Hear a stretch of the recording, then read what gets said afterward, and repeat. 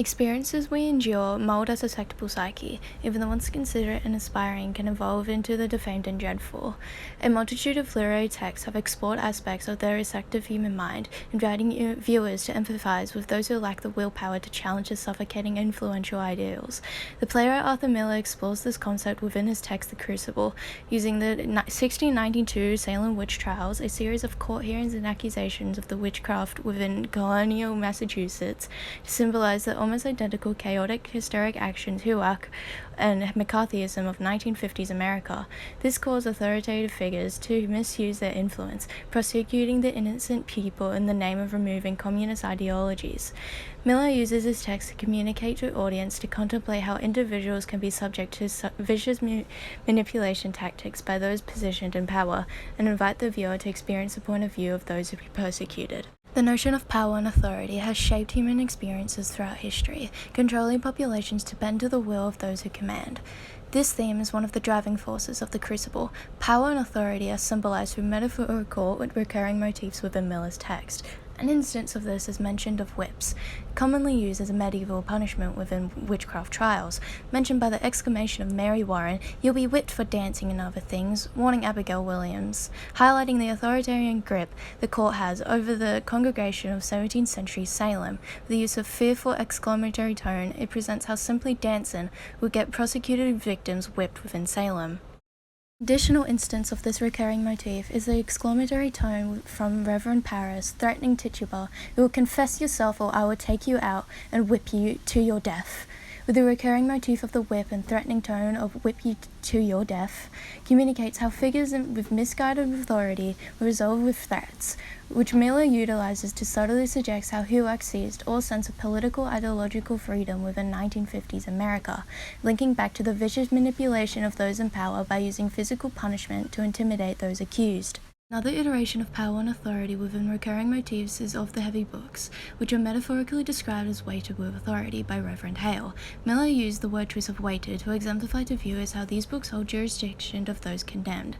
Later, Hale once again describes how in these books the devil stands stripped of all his brute disguises. With the usage of metaphorical biblical allusions, Miller demonstrates how these weighted books hold religious power and strip the devil of all his brute disguises, indicates how these symbolic texts resembling McCarthyism in the 1950s would commend those who were condemned to admit to witchcraft or communist ideology.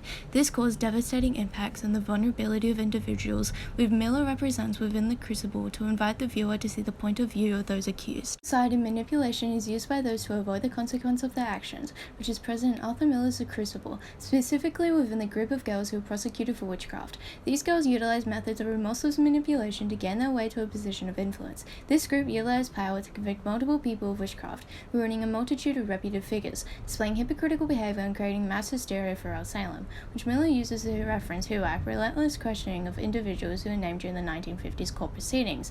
The primary conductor of this manipulative hysteria is Abigail Williams, who uses her undated reputation to maneuver through accusations of witchcraft. A case of this is highlighted within the first accusation of witchcraft from Reverend Paris.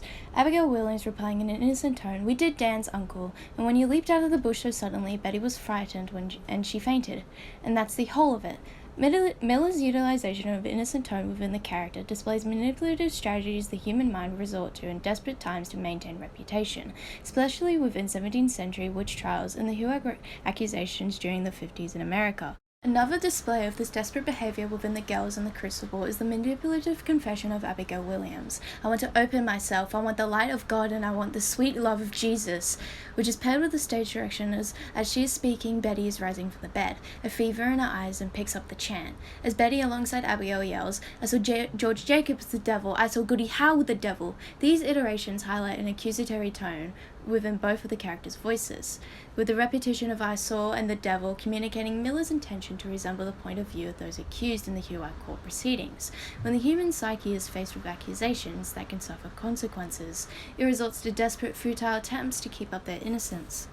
To conclude, numerous depictions within Arthur Miller's The Crucible, namely authoritarian rule, vigorous new influential behavior, hysterical reactions, and manipulative strategies, and capture his audience to view the world and the ruined lives present in the 1692 Salem witch trials or the 1950s surge of McCarthyism.